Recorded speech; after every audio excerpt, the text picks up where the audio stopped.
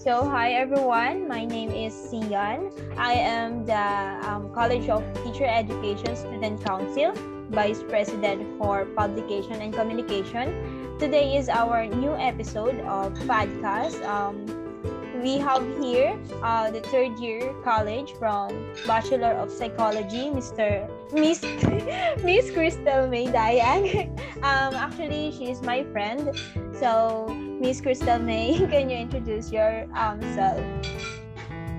Hi, my name is Crystal May Dayag and I'm a third year BS Psychology student, and Tian and I are college way back in senior high school, and now we're schoolmates in the same, and we're still friends.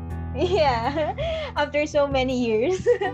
This is the first time ulit na nagkausap kami. So, we are going to talk about motivation. So, pwede naman mag-Tagalog or mag-English kung saan ka. Okay.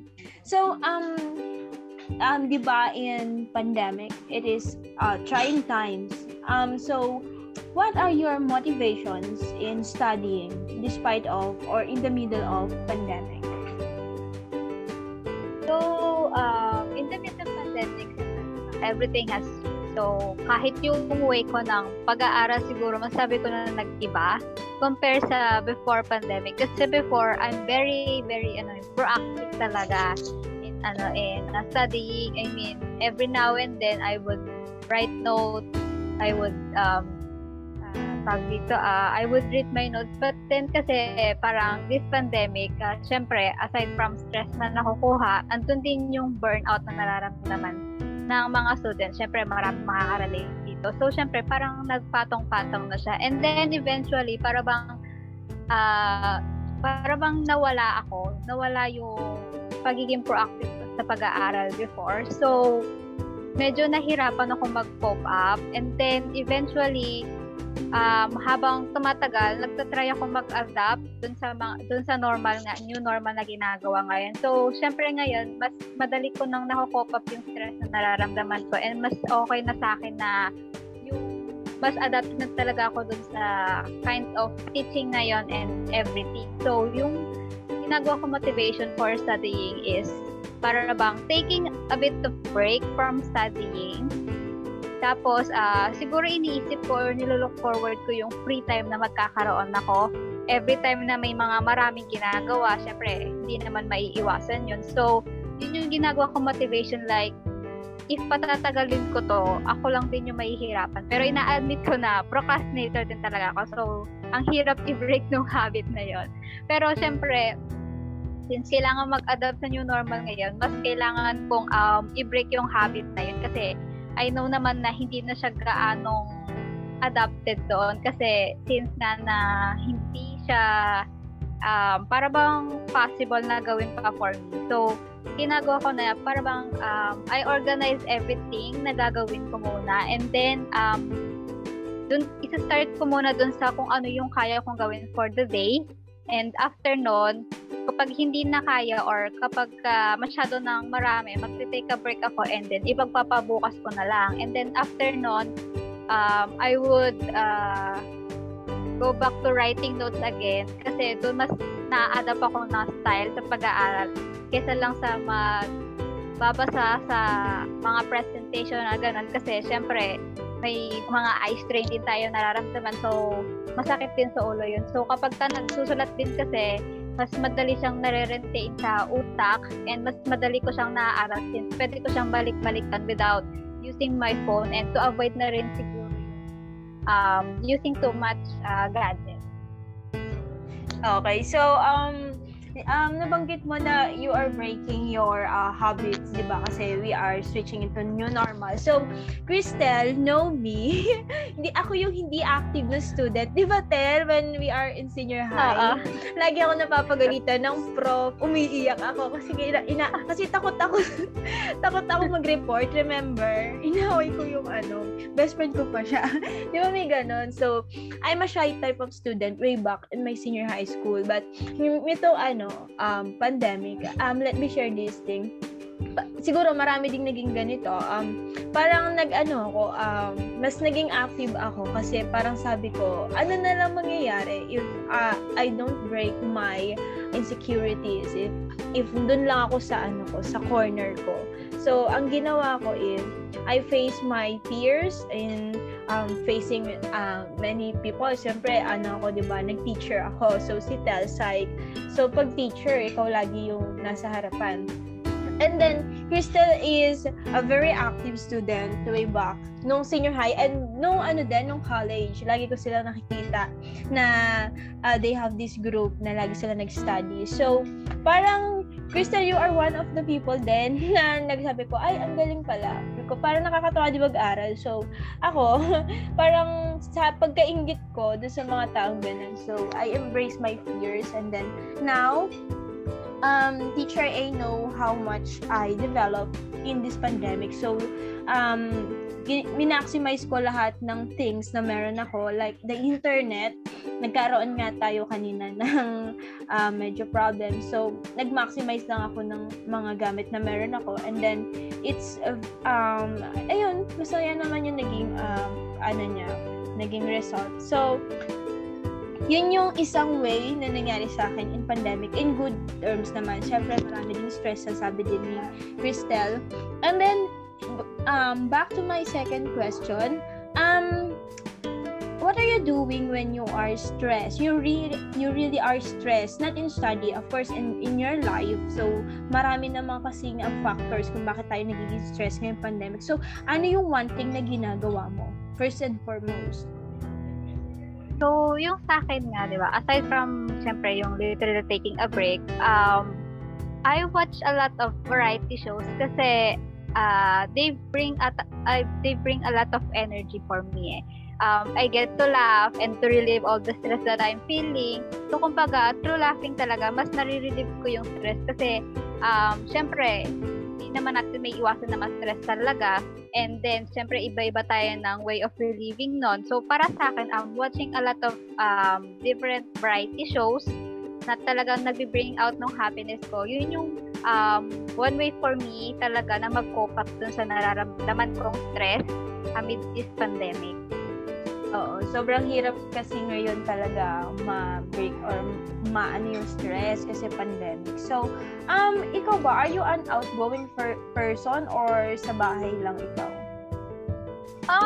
Before pandemic, mas kita talaga. Siyempre, di ba, alam mo naman talaga, sobrang outgoing ko din noon. Diba? Sobrang hyper ko, sobrang positive ko. Pero, ever since that pandemic, I never had the chance to go out talaga. So, parang really? naging homebody ako talaga. Nagkakaroon lang ako ng chance sa lumabas whenever I need something to buy, ganon. Or like, kung may mga friends ako na mag-aaya sa akin na, uy, tara kain tayo. So, parang doon lang yung time na lumalabas talaga ako. Pero after that, hindi na ako lumabas talaga. So, I mean, parang mas na-embrace ko talaga siguro yung pagiging homebody.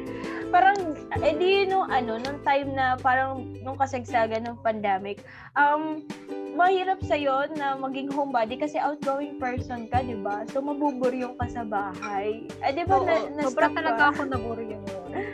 So, ayun. At ang galing ng ginawa mo. I mean, yung nagte-take notes ka, kapag di ba, lagi ka naman nagte-take note before pandemic pa. Tapos, ang galing lang din yan na ngayon nagagawa mo siya. So, mahalaga yon na mag-take notes tayo. Lalo na sa online class. Yun nga sabi ni Tel, wag tayo mag-relay lagi sa PowerPoint. So, to my last question is, what are your message for those students na pa rin sila, para pa rin sobrang na-stress. They cannot handle their stress. They cannot, hindi pa rin sila umaalis dun sa comfort zone nila. So, what are your messages to them? So, for me kasi, di ba, as I've said before, we have different ways of relieving stress and we have different ways of coping up with it. So, not everyone will be able to adapt to it very easily. Yung iba, medyo nagtatagal talaga and yung iba parang nahihirapan talagang mag-adapt. So, for me kasi, ayun nga, as a student of psychology, siguro for me, mas maganda din talaga na meron tayong social support system. Kasi if we have that social support system talaga, alam natin na nandun yung mga tao na mahalaga sa atin, na nagtitake care sa atin, na kahit na ano mang gawin natin, ay nandyan sila para supportahan tayo. So through that, social support system is nagkakaroon tayo ng parang siguro a bit way of relieving the stress na ramdam natin. Kasi if naiipon yung stress na yun, mas mahihirapan tayong mag-cope up na yun. And siyempre, para bang may mga bagay din tayong ma-miss, like mga siguro chances or any other opportunities. So yun yung message ko sa kanila. And siyempre, hindi may iwasan na ma-stress. Pero dapat may times din tayo na mag-relax. Kasi if we continue to dwell on that hindi natin mahanap yung chance para sa sarili natin or yung time parang self-time na rin, di ba? So, if we all if we all focus on one thing, like for siguro yung mga academics natin, siguro, or yung sa mga work for working students, if we don't find time na para magkaroon din ng me time, siyempre, mas mararamdaman natin yung stress at saka yung burnout na na-experience natin. So, kahit siguro mga 10 minutes or 15 minutes, makakatulong na rin yung pag-relax mo yun dun sa stress na nararamdaman natin. Yeah, we really need to take a break. You do not have to push yourself and push it hanggang sa mawala na, hanggang sa maumabot ka na sa limit mo. And, yung unang yung unang podcast natin is about friends. So, nabanggit mo na you have to really choose your friends na nandyan sila for you, the right circle of friends, di ba? Because of pandemic, there are, election din.